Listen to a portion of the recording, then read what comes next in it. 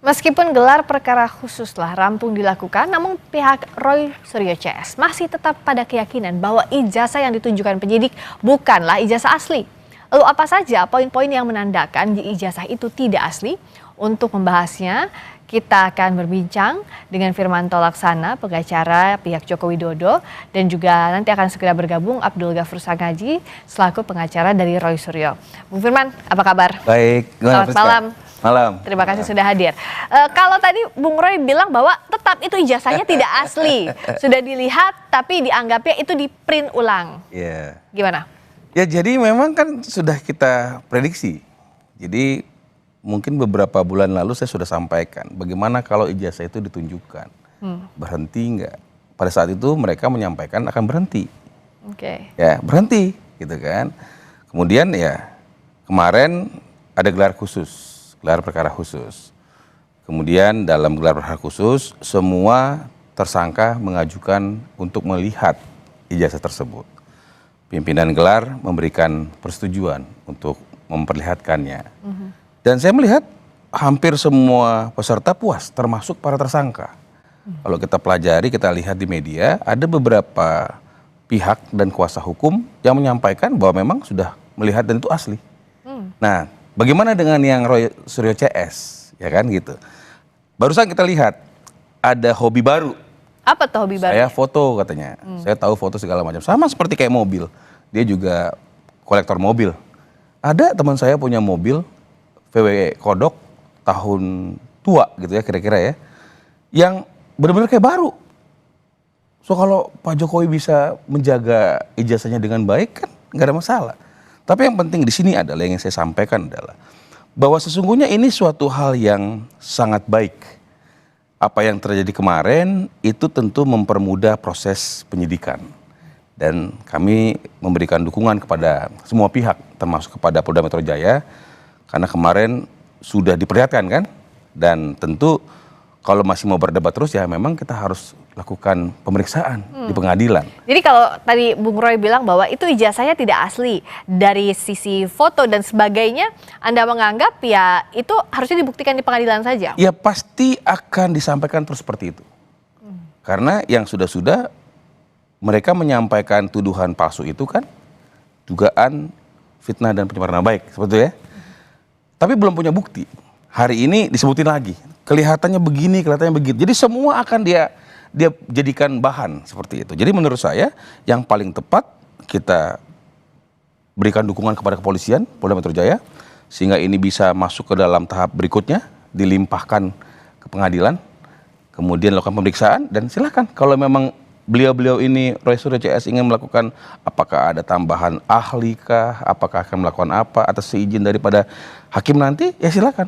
Dan disitulah nanti akan ditentukan.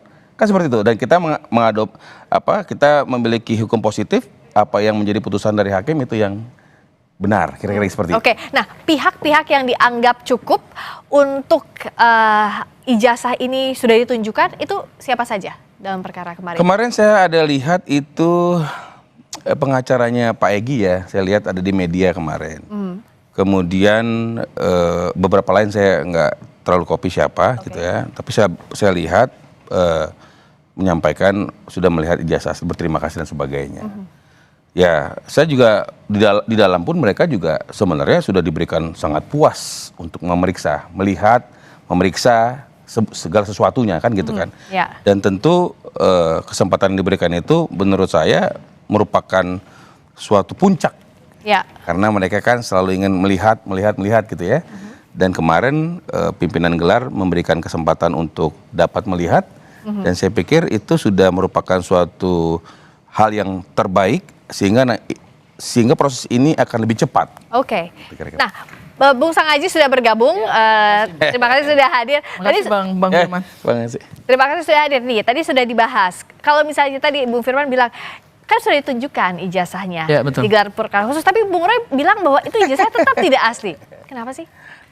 Yang ditunjukkan kemarin itu kan barang bukti yang selama ini dipertanyakan ya. Dan kami tentu mengapresiasi langkah yang dilakukan oleh Polda Metro Jaya lebih progresif dibandingkan dengan pada saat gelar perkara khusus di Bareskrim Polri ya. Dan yang ditunjukkan kemarin itu kan adalah barang bukti yang belum ada nilai pembuktiannya. Karena saya juga salah satu anggota kuasa hukum ya, yang ada juga sama Bang Firman juga. Saya maju ke depan dan di menit-menit terakhir yang menegangkan itu seperti sinetron ya Bang ya. Itu tuh? melalui perdebatan yang sengit itu. Kami berdebat sengit dengan... Kenapa debat apa lagi waktu kemarin? Ya artinya berdebat dari sisi dasar hukum. Boleh nggak sih ijazah ini dibuka? Boleh nggak sih barang bukti ini walaupun sudah disegel oleh Polda Metro Jaya? Dibuka boleh lagi? dibuka. Tunjukkan. Dan kami Segelnya menolak. harus di... Oh, menolak waktu itu Bang Firman. Segelnya dibongkar. Oh, oke. Jadi karena itu sudah ditunjukkan oleh penyidik Polda Metro Jaya, akhirnya kami punya kesempatan untuk melihat bahwa ijazah ini bentuknya seperti apa sih. Nah, ijazah itu ditunjukkan dalam 2 sesi yang berbeda. Ya, sesi pertama pada saat 5 tersangka untuk satu klaster pertama itu Ya. lakukan gelar perkara, saya juga ada di situ, kemudian ditunjukkan, saya juga ikut maju, saya penasaran juga Mbak. Kayak gimana sih bentuknya? Sebenarnya kayak apa sih? Iya. Oh, saya baru lihat secara dekat tua ini ijazah Pak Jokowi ya. Tetapi kemudian penyidik minta jangan diraba, Oh. nggak boleh dipegang, jangan diraba, jangan dipegang ya. Jadi kami hanya bisa, saya melihat secara dekat sih, tapi saya nggak boleh meraba gitu. Iya. Ya, tapi saya kan tidak mempunyai kemampuan dari sisi dari sisi teknis ya. Iya. Apakah kertasnya ini asli atau enggak, apakah ada embossnya, apakah ada watermarknya, apakah ada lintasan stempelnya, saya nggak punya kemampuan itu ya, karena itu mesti kita tanyakan kepada Mas Roy dan Iya. Bang Rismon ya, karena mereka yang ahlinya gitu ya. Oke. Nah, yang pasti satu hal adalah ijazah yang ditunjukkan kemarin itu tidak berbeda dengan ijazah yang selama ini beredar di publik. Yang sudah dilihatkan sebelumnya, tapi dalam bentuk digital itu ya. Betul, yang dalam bentuk digital. Dan ijazah tersebut mengkonfirmasi bahwa basis penelitiannya Mas Roy, Bang Rismon, sampai kemudian mereka simpulkan 99,9% palsu, kata Mas Roy, kata Bang Rismon 11.000 triliun persen palsu, itu ternyata objeknya sama. Oh, oke. Tidak berbeda ya, tidak berbeda. Kami kemarin khawatirnya jangan sampai apa yang mereka teliti dengan yang ditunjukkan atau yang disita oleh Polda Metro Jaya itu berbeda. Wah, itu kalau terjadi seperti itu bahaya itu penegakan hukum untuk melakukan. Nah, tapi kenapa semua masih ini. ada kesimpulan bahwa Bung Roy bilang bahwa itu ijazahnya masih tidak asli, dan Bung Firman menganggapnya apalagi yang bisa digunakan, apalagi tools yang digunakan untuk membuktikan bahwa ijazah Pak Jokowi itu adalah asli. Sesaat lagi tahan dulu Oke, di Sapa baik. Indonesia Malam. Masuk lagi di Sapa Indonesia Malam. Jadi kalau masih dipertanyakan juga sudah gelar perkara khusus, ini kan disepakati kedua belah pihak ya, ini langkah yang baik lah, sudah diakomodasi. Terus sebenarnya kalau menurut Bung Firman tuh apa sih yang masih jadi masalah dari pihaknya Bung Roy? Iya Sampai kemarin. tentu orang kan jadi tersangka ya. Ya mungkin masih ingin memberikan penyampaian-penyampaian ya, yakinkan sebagai. Tapi buat kami malah blunder. Karena kenapa? Apa yang diinginkan selama ini, yang sangat diinginkan sudah diberikan oleh pimpinan gelar kemarin ya. Dan kemudian semua orang sudah melihat ya, terang benderang. Ada 2 ijazah, ijazah SMA dan ijazah S1 Bapak, seperti itu. Dan semua melihat bergantian dan cukup, artinya cukup puas lah melihat ya. Masalah yang disampaikan sebagai itu kan ya subjektif ya. Makanya saya bilang tadi, oleh karena itu ya kami mendorong supaya Polda Metro Jaya yang hal ini sudah sangat akuntabel dan sudah sangat diapresiasi untuk mempercepat proses ini. Sehingga nanti pemeriksaan lebih lanjut P21 dan limpah di pengadilan dilakukan pemeriksaan supaya selesai. Jadi tidak ada lagi hal-hal yang menjadi apa ya, ada kepastian hukum. Oh, baik. Saya rasa itu. Kalau Pak Jokowi juga terakhir bilang bahwa lebih ingin ini bawa ke pengadilan. Ranah hukum aja lah persoalan ini diselesaikannya. Jadi Bung Sangaji kalau gelar perkara khusus udah siap dibawa sampai ke pengadilan. Karena ini udah tahapannya dalam sistem peradilan pidana kan ini udah dimulai ya. Ya. Jadi saya sepakat dengan Bang Firman bahwa karena ini sudah masuk dalam ranah penegakan hukum pidana, penetapan tersangka ini kan adalah satu awal dari satu sistem peradilan pidana yang masih panjang. Ya, jadi jangan kita bayangkan bahwa dengan digelar perkara khusus kemarin lantas semua persoalan hukum ini selesai, belum. Gelar perkara khusus kemarin sebenarnya tidak menjawab apa yang selama ini menjadi hasil penelitiannya Mas Roy, Bang Rismon dan Dr. Tika. Apa yang masih belum terjawab? Artinya belum terjawab itu 2 hal.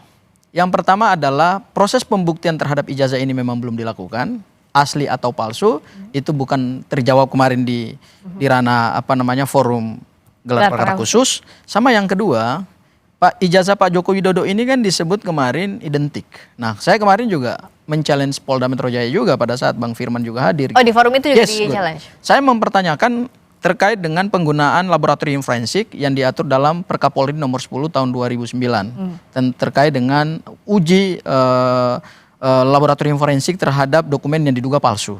Nah, berdasarkan ketentuan pasal 79, 80, 81 dan 82 itu untuk menentukan suatu dokumen itu palsu atau asli, maka kuncinya sebetulnya bukan pada dokumen itu, kuncinya adalah pada dokumen pembanding. Ya, nah kemarin itu saya challenge juga kepada Polda Metro Jaya. Sebetulnya ada dua hal. Yang pertama adalah ijazah pembanding ini ijazahnya siapa? Ya, apakah si A, si B, si C, si D, kita kan nggak tahu. Kemudian yang kedua, ijazahnya ini didapatkan dengan cara apa? Ijazah pembanding ya. Apakah didapatkan tanpa melalui prosedur hukum acara, kemudian apakah sudah ada keabsahannya gitu ya, apakah sudah dilakukan autentikasi juga tidak terhadap ijazah pembanding ya, karena kenapa? Ijazah pembanding itu kunci untuk menentukan ini palsu atau asli, karena tidak mungkin kita hanya melihat menerawang satu dokumen yang diduga palsu itu hanya dengan melihat dokumen itu saja, kita harus menyandarkannya pada dokumen pembanding gitu. Nah kemarin Polda Metro Jaya tidak memberikan kesempatan kepada kami untuk mengakses 13 ijazah dokumen pembanding gitu. Dan kemarin juga belum ada penjelasan yang komprehensif dari penyidik terkait dengan 13 dokumen pembanding, karena 13 dokumen pembanding itu oleh penyidik Polda Metro Jaya masih disegel, dan semua barang bukti itu memang kemarin kami lihat dibawa dalam satu rak yang bisa didorong gitu ya. Dan itu mereka hanya bisa menunjukkan bahwa ada 13 ijazah dokumen pembanding yang sudah diuji di laboratorium forensik, hasilnya identik. Oke. Nah, identik ini kan masih tanda tanya. Ya, belum titik itu. Kalau titik berarti pembuktian selesai. Oke, saya tanyakan dulu ke Bung Firman tadi. Ya. Tidak ditunjukkan ijazah pembandingnya untuk menguji apakah betul identik atau asli lah. Iya, tentu makanya tadi saya bilang kan bahwa ini sebenarnya sudah ranah pengadilan. Pemeriksaan itu kan di sana, gitu kan. Kalau kemarin ditunjukkan, apakah setuju 13 orang itu ditunjukkan? Kalau kami kan memang kuasa hukumnya Bapak. Kami tidak setuju, kami serahkan kepada pimpinan gelar seperti itu kan. Nah, yang paling penting di sini adalah kalaupun nanti dilakukan pemeriksaan dan sebagainya yang sudah dilakukan pemeriksaan, nanti disampaikan dalam pengadilan, itu kan masih sebagian petunjuk. Yang paling penting sebenarnya dari UGM. UGM benar nggak Bapak ini adalah alumni. Nah, kita sudah lihat berkali-kali. Rektor juga sudah berkali-kali menyatakan bahwa Bapak adalah alumni Fakultas Kehutanan UGM. Lulus semua mengikuti Tridharma Perguruan Tinggi dan lulus di tahun 85 itu dan memegang gelar yang sah dan ijazahnya sah. Jadi saya pikir kalau itu sudah disampaikan, itu proses autentifikasinya. Masalah nanti diperiksa dan sebagainya, identik dan itu masih sebagian. Tetapi yang paling penting gongnya adalah UGM sebagai pihak yang mengeluarkan ijazah, pihak yang memberikan pendidikan kepada Bapak, itu memverifikasi enggak? Sudah diverifikasi. Artinya sebenarnya sudah selesai. Maka kemarin kami sampaikan, kami mengapresiasi dan merupakan suatu highlight yang perlu kita tunjukkan bahwa sekarang ini ya mohon Polda Metro Jaya percepat lagi. Supaya apa? Supaya dibuktikan tadi yang ingin dibuktikan. Dicek lagi, nanti dipanggil lagi. Siapapun lah yang mau dipanggil, Pak Kasmujo kah yang dipanggil, atau siapakah yang katanya Pak Dumatno kah, atau siapapun lah. Saya pikir ini bukan ranah kami, biar itu Nah kalau memang nanti di persidangan dipersilakan dibuka, lebih cakep lagi. Nah jadi biar agar pembuktiannya lebih komprehensif juga nanti ranahnya di pengadilan. Sini, gitu loh. Tapi kalau misalnya tadi sudah mengamini apa yang UGM katakan, nggak akan sampai di Kitis, nggak akan sampai di sini karena pasti udah selesai kasusnya. Tapi kan ini sekarang lanjut kasusnya. Sebenarnya kalau dari pihaknya Bung Roy CS apa sih yang disiapkan untuk nanti pada saat pembuktian di pengadilan? Ya sebenarnya begini ya, tuduhannya kan adalah ijazahnya palsu. Oh sorry, bukan tuduhan, tapi hasil penelitiannya adalah ijazahnya palsu. Karena hasil penelitian ijazah palsu, maka dianggap itu tuduhan. Direkonstruksikan dalam pasal 310, 311, itu kan adalah pencemaran nama baik dan fitnah. Ya, itu delik pokoknya tuh. Itu kalau kita menggunakan rumus kualifikasi delik, itulah delik pokoknya di situ. Nah, karena ini ijazahnya diragukan, sebenarnya kuncinya ini adalah pada ijazah fisiknya. Jadi kalaupun ada pernyataan dari UGM, saya pikir sebetulnya selama ini pernyataan UGM itu tidak pernah memberikan kejelasan terhadap ijazah. Apa yang belum jelas dari UGM? Ya, UGM hanya menyatakan bahwa Pak Joko Widodo adalah alumni UGM. Tetapi terkait dengan ijazah yang beliau pegang, itu UGM menyatakan kami tidak bertanggung jawab terhadap penggunaan ijazah tersebut.